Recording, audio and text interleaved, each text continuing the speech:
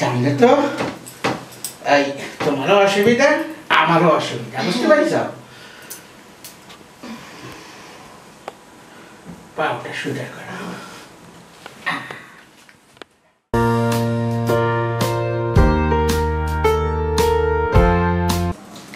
শোনো, দুপুরের খাবার দিয়ে দিচ্ছি, বিকেলের নাস্তাটাও দিয়ে দিচ্ছি, ঠিক মতো খেয়ে নিও আর সাবধানে যাবে। হ্যাঁ আচ্ছা ঠিক আছে, তা না হয় বুঝতে পারলাম।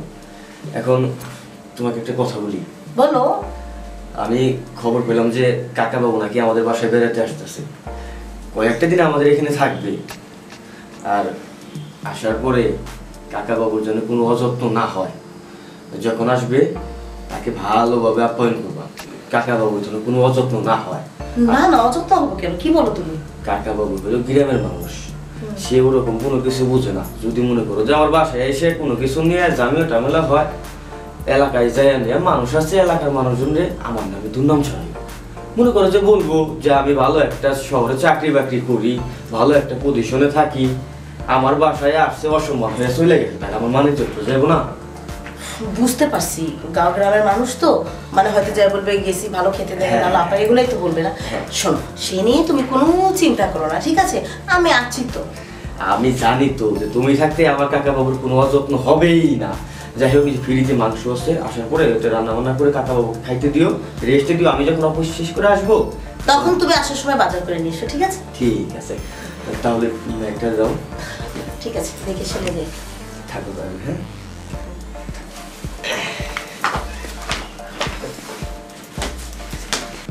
বসে থাকলে তো চলবে না, যেহেতু গ্রাম থেকে কাকা বাবু আসতেছে, মানে আমার কাকা শ্বশুর মশাই, তাহলে তো বাড়িটা আমাকে এখন চকচকে ফকফকে করে পরিষ্কার করে ফেলতে হবে। সেটা সেরে ফেলি, পরেরটা পরে হবে। কাকা বাবু সে তো অবশ্যই এখানে আগে বসবে, এটাকে আগে ভালো করে পরিষ্কার করতে হবে।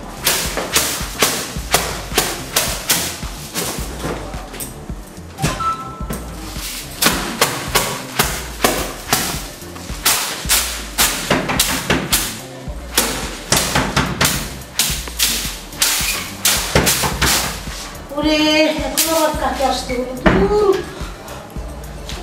কলমগুলিটা না বাজিয়ে কে কেউ ভূতের মতো এভাবে দরজা টকটকায় রে।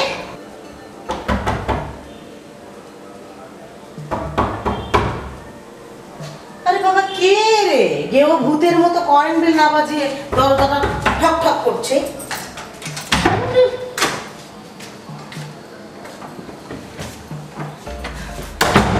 আপনি বুঝি কাকা বাবু? নমস্কার নমস্কার। ওই আমার ওই চিনতে তো মনে হয় অসুবিধা হয় নাই? তুমি আমার হ্যাঁ ঠিক আছে ঠিক আছে। কি সম্মান! হ্যাঁ, এই প্রথা ভালো আমাদের গ্রামে। দেখো গ্রামের মানুষ সবাই কিভাবে সম্মান করে আমাকে, সেই সম্মানটা তোমাদের বাড়িতে পেলাম, খুব ভালো লাগে। বাহ, কি সুন্দর বৌমা! হ্যাঁ, মনটা জুড়ে গেল। আরে রাখো, যাবো তো। আরে আসুন না, ভিতরে বসে কথা বলবো না? হ্যাঁ, ভিতরে গিয়ে ঠিক আছে। আরে হ্যাঁ, তো ভারী কেন? আচ্ছা ঠিক আছে, চলো। হ্যাঁ স্যার, কাকাবু আসেন, আপনি বসুন এখানে। বসবো তো বসবো। বাহ, মনটা জোড়াই গেল। এত সুন্দর বাড়ি আমরা কখনো দেখি নাই বাবু। হ্যাঁ, এই গ্রামে তো এই দালাল নাই। কাকা বাবু, হ্যাঁ, এটা তো আমাদের ভাড়া বাসা। বলে বাবু, যেটাই হোক তোমারই তো বাসা নাকি? হ্যাঁ, খুব সুন্দর লাগে। একেবারে গলাটা শুকিয়ে গেছে। জানো বৌমা, এই এতটা পথ হেঁটে এসেছি, গ্রামের মানুষ তো পুরা রোদের ভিতরে হাঁটছি, এই জন্য গলাটা শুকিয়ে গেছে। তুমি একটু যদি আমার এই জলের ব্যবস্থা করতে ভালো হতো। হ্যাঁ হ্যাঁ, এখানে করছি। কাকা বাবু, জল কেন? আপনি আসবেন যে না, আমি তো আপনার জন্য শরবত রেডি করে রাখি। তাছাড়া কাকা বাবু, আপনি কি বাস থেকে নেমে এতটা রাস্তা হেঁটে এসেছেন? হ্যাঁ, আমাদের হাঁটার অভ্যাস। হ্যাঁ, আমাদের কিন্তু হাঁটার অভ্যেস আছে, যে কারণে গাড়ি ঘোড়াতে কবটি পাবো। আচ্ছা ঠিক আছে। হ্যাঁ, আপনি না পাগলের মতো বকবক করে যাচ্ছেন। আমি জানতাম তুমি সর্বতি রেখেছো। হ্যাঁ, কি আমি নিয়ে এসেছি।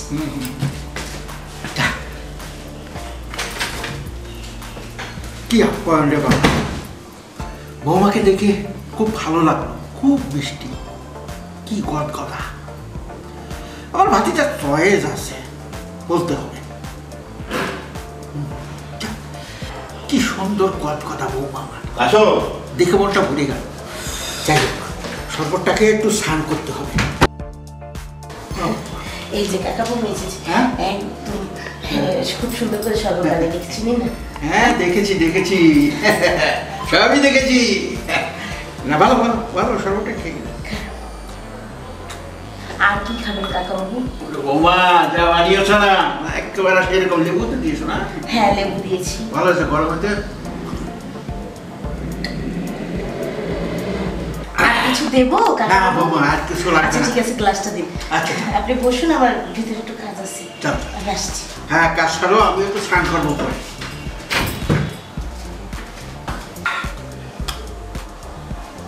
এটা কি দেখলাম আমি? হ্যাঁ, এটা তো বৌমা না, মনে হচ্ছে টাঙ্গাইলের চমচম। হ্যাঁ, পুরা মাথাটাই হ্যাং হয়ে গেছে আমার।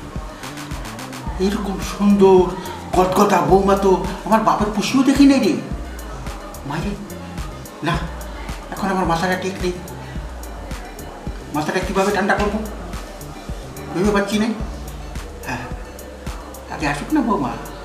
বৌমা আসলে আস্তে আস্তে ওর সাথে কথা কইতে কইতে মিশে যাও।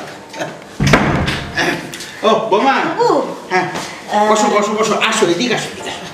বলছিলাম কি, হ্যাঁ খুব সুন্দর করে পাঠার মাংস রান্না করেছি, ঠিক আছে? হ্যাঁ। আপনি সালটা সেরে নিন, হ্যাঁ। আমি এদিকে আপনার খাবার ব্যবস্থা করে দিচ্ছি। তুমি আমার একবারে মনের কথাটা বলিয়ে ফেলেছো। আমি বলতে গিয়েছিলাম তোমাকে তো পাঠার মাংসের কথা। কচি পাঠা তো না? হ্যাঁ একদম কচি পাঠা, সুন্দর করে পাঠা।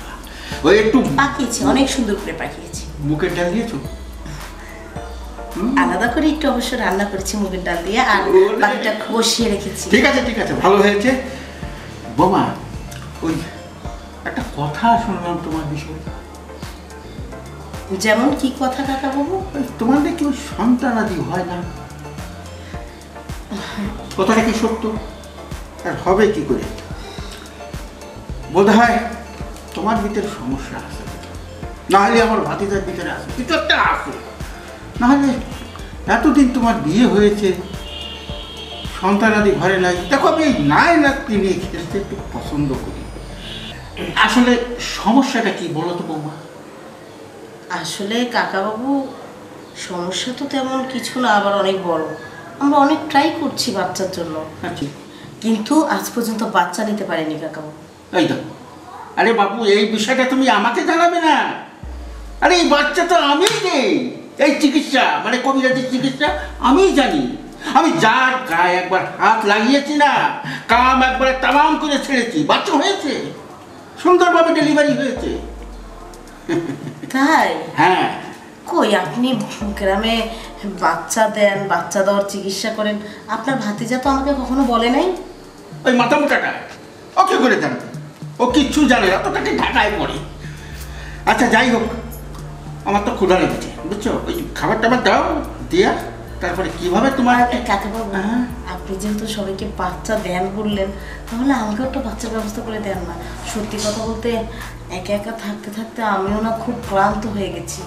ওরে বাপুরে, বলেছি তো ওই ট্রিটমেন্টটা আমিই করবো। তোমার এই বাড়িতে যখন আমি ঢুকেছি, বাচ্চা না দিয়ে আমি বেরোচ্ছি না। সত্যি? হ্যাঁ। ঠিক আছে কাকাবাবু, আমাকে কি কি করতে হবে বলেন না।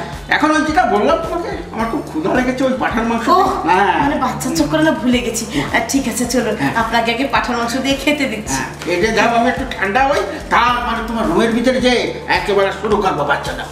আচ্ছা কিভাবে দেওয়া লাগে, ঠিক আছে? আচ্ছা। হ্যাঁ যাক, বুঝতে পেরেছি। এখন লাইনে এসে গেছে, এখন আর কোনো সমস্যা রইল না। বাচ্চা দিয়েই যাবো এই বাড়িতে। যাই, আগে ওই কচি পাঠার মাংস দিয়ে একটু ভোজন করে নিই, তারপরে যেটা করার দরকার সেইটাই না করবো। কি বলেন? যাই, স্নানটা করে আসি, অনেক দূরের থেকে এসেছি তো, স্নানটা করে নিই। আসুন কাকাবাবু, হ্যাঁ বসুন। বোমা, হ্যাঁ বলুন। ওই যে পাঠার মাংস খেয়েছো, এখন দাঁতে লাগিয়ে দিয়েছে। তো সানো হলো, খুব সুন্দর পাঠার মাংস দিয়ে ভাতও খেলেন। হ্যাঁ। তো বলেছিলেন যে ওই বাচ্চার ব্যবস্থাটা করে দিবেন আমাকে, দেন না কাকাবাবু। আমারও না খুব ইচ্ছে করে। বুঝতে পেরেছি আমার বৌমা একবার তো আর সহ্য হচ্ছে না। দেব শোনো, তোমারে না বললেই নয়, আমি গ্রামে যখন বাচ্চা দিয়েছি না, যার হাত মানে মাথার উপরে আমার হাতটা পড়েছে বুঝছো, সে বিফলে যায়নি। হ্যাঁ, যাকে মনে করো যে আমার একটা ডোজ দিয়েছি, খালি বাচ্চা হতেই রয়েছে। হ্যাঁ, কি বলেন কাকা বাবু, শুধু এক ডোজে? আরে এক ডোজই তো। দেখো আমার পুরা শরীরটা আছে না, আমার পুরা শরীরটাই কিন্তু ঔষধ। আমাকে এক ডোজ দেন না কাকা বাবু। দেবো সবুজ করো। আমার এই দেখো, আমার ভাতিজা এই শহরে থাকে, তোমার ওষুধ খাওয়ানোর কথা বলছে না, কিন্তু এই ওষুধ পাবে কোথায়? হ্যাঁ, এই ওষুধ থেকে এটা পাওয়া যায় না। ঠিক আছে, তোমাকে আমি ওই ডোজটা দিয়ে দিই নাকি? হ্যাঁ। আচ্ছা, তারপর একটা কথা আছে, ডোজটার মতলব আগে তোমাকে একটু বোঝাইনি। ওই তোমরা দুইজন স্বামী স্ত্রী যেভাবে করো, মানে রাত্রিরে মিলামিশাটা করো না, হ্যাঁ ঠিক ওইভাবেই করতে হবে। কি বলছেন কাকা বাবু? আপনি তো বলছিলেন মাথায় হাত রেখে আশীর্বাদ করে এক ডোজ খাইয়ে দিবেন। না, এক ডোজ খাইয়ে না, ওই আমার ওখান থেকে একটা ফোঁটা ভিতরে পড়তে হবে, তারপরে বছরে দিয়ে দেবো। আমার সঙ্গে কোনো যোগাযোগ করা না কাকা বাবু, ছি আপনি এটা কি বলতেছেন? আপনি আমার কাকা শ্বশুর মশাই, এসব কি বলছেন আপনি? ঠিক আছে, তুমি যদি না চাও, মানে বাচ্চা নিতে না চাও, তাহলে আমি আর চলে যাই। আর এই বাচ্চা তুমি যদি এখন না নাও, তোমার স্বামী মানে আমার ভাতিজার মতলব ঘুরে যেতে পারে, যে কোনো সময় একটা বিয়ে করে নিতে পারে, তখন তুমি এইভাবেই লটাতে থাকবা। হ্যাঁ, মানে সহায় সম্পত্তির মালিক যে ঘরে সন্তান হবে, সন্তানকে আর ওই বউকে সব দিয়ে দেবে, তুমি শেষকালে এই ঘোড়ার আন্ডাটা পাবা, খালি আঙুলটা চলবা, বুঝছো? এখন তুমি ভেবে দেখো তুমি নিবা কি না, আর তুমি না নিতে যাও, আমি চলে গেলাম। আরেকটা কথা কাকা বাবু, আপনি যে বলছেন যে ওইভাবে, তো আমার স্বামীর সাথে তো আমি ওইভাবে স্বপ্ন করি, ওই তখন তো বাচ্চা হয়নি, আপনার সাথে কি করে হবে? আরে বাপুরে, আমারটা একটু আলাদা, ওইটাই হবে, কিন্তু ওই আলাদাভাবে করবো, যেটা তোমার স্বামী করতে পারে না। আচ্ছা, বাচ্চা হবে না? বাচ্চা তো হবে, খালি 99 না, 100% হবে। আমি বলে ঠিক আছে কাকা, আমি কারণ তুই যেখানে কাজ করি না, একেবারে গ্যারান্টি সহকারে কাজ করি। হ্যাঁ ঠিক আছে কাকা। আর তুমি শুয়ে পড়ো, আর দেরি করা যাবে না, কামটা সেরে বলি বাচ্চাটা এসে পড়তে পারে নাকি? জানলে তো এই তোমারও অসুবিধা আমারও অসুবিধা, বুঝতে পারিস?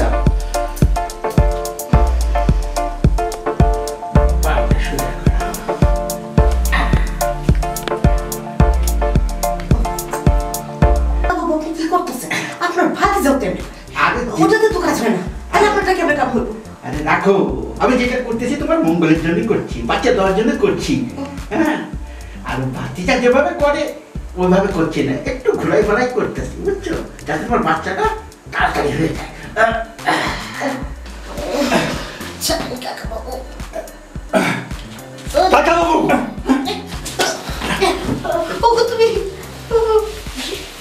তুই না বুঝে গেলি? আপনি আমার ওর সঙ্গে এসব কি করতেছেন? দেখো, আমার কোনো দোষ নেই। কই, আমি আবার কি করলাম? আমাকে জোর জবরদস্তি একবারে ব্ল্যাকমেল করে।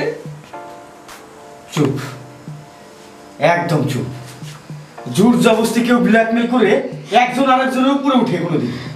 দেখো, আমি হাজারবার না করেছি, আমাকে বাচ্চার কথা বলে বারবার ইমোশনালি ব্ল্যাকমেল করছিল, বলছিল আমার যদি বাচ্চা কাচ্চা না হয় তুমি নাকি আবার বিয়ে করে একটা বউ নিয়ে আসবে, আমাকে বের করে দিবে। তুমি কি বোকা? হ্যাঁ, তুমি কি নিজের গোষ্ঠটা কখনো বোঝো না?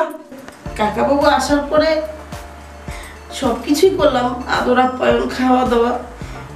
নাতিপুতির কথা বলছিল, আমি ওনাকে বললাম যে আমরা অনেক ডাক্তার দেখিয়েছি, বাচ্চা কাচ্চা তো হচ্ছে না। তখন উনি বললো আমি পুরা গ্রামে বাচ্চা কাচ্চা দিয়ে বেড়াই, তোমরা আমার কাছে বলবো না? তো আমি বললাম কই, আপনার ভাতিজা তো কখনো বলেনি, কই ও তো মাথা মোটাও জানবে কি।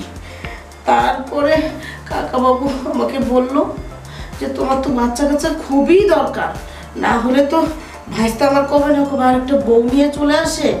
আমি কাকা বাবুরে বললাম আপনি যখন পুরো গ্রামে বাচ্চা দিয়ে বেড়ান, কবিরাজ মানুষ, তাহলে আমারও একটা বাচ্চা দিয়ে। তারপরে উনি বললো হ্যাঁ আমি যা যা বলবো তাই তাই করবো, তাইলে তোমার বাচ্চা হবে। তো বললাম কাকা বাবু চিকিৎসা দেন, চিকিৎসা দিব। এখন দেখি কি তুমি আমার সাথে রাত্রে যা যা করো মেলামেশা করো। এখন কাকা বাবু আপনি আমার সাথে করতেছে, আমি কাকা বাবু এটা তো আপনার ভাইস্তাই আমার সাথে করে। কই এইটাই তো আমার চিকিৎসা, আমি এমনিই তো বাচ্চা দেই। ও তার মানে এই তার মধ্যে তুমি এসে বলছো কাকা বাবু কবিরাজ হইছে? কখনো তো আমার বাবাই কবিরাজ ছিল না, আমার দাদাই কবিরাজ ছিল না, আমার চোদ্দ গোষ্ঠীতে কখনো কে কবিরাজ নাই, আর আপনি আসছেন কবিরাজের নাম ফাটাইতে। বাবা ওই যেটা করেছি কিন্তু আমি ভালোর জন্যই করেছি। চুপ থাকেন, কোনটা ভালো আর কোনটা মন্দ সেটা আমার বোঝার মতো তৌফিক আছে। এক বিছানায় শুয়ে আরেকজনের বাচ্চা দেওয়ার কথা বলা এটা ভালো কাজ? শোনেন, আপনার কিন্তু আমি সম্মান করি, ভালোবাসি, সেটা আপনি ভালো করেই জানেন। আপনি আমার বাসায় আসবেন বলে আমি অনেক খুশি হয়েছিলাম, কিন্তু আপনি আমার বাসায় আসার পরে যে সমস্ত কাজ করলেন এতে আমার অনেক বড় এক ধরনের ক্ষতি হয়েছে। শোনেন, আপনাকে আমি একটা কথা বলি, আজকের পর থেকে আপনি আর কখনো আমার বাসায় আসবেন না। বাবা এবারে বলতে ক্ষমা করে দাও না, আর করবো না। এই ভুলের কোনো ক্ষমা হয় না। যান এক্ষুনি এই মুহূর্তে আমার বাসা থেকে বের হয়ে যান, যান যান।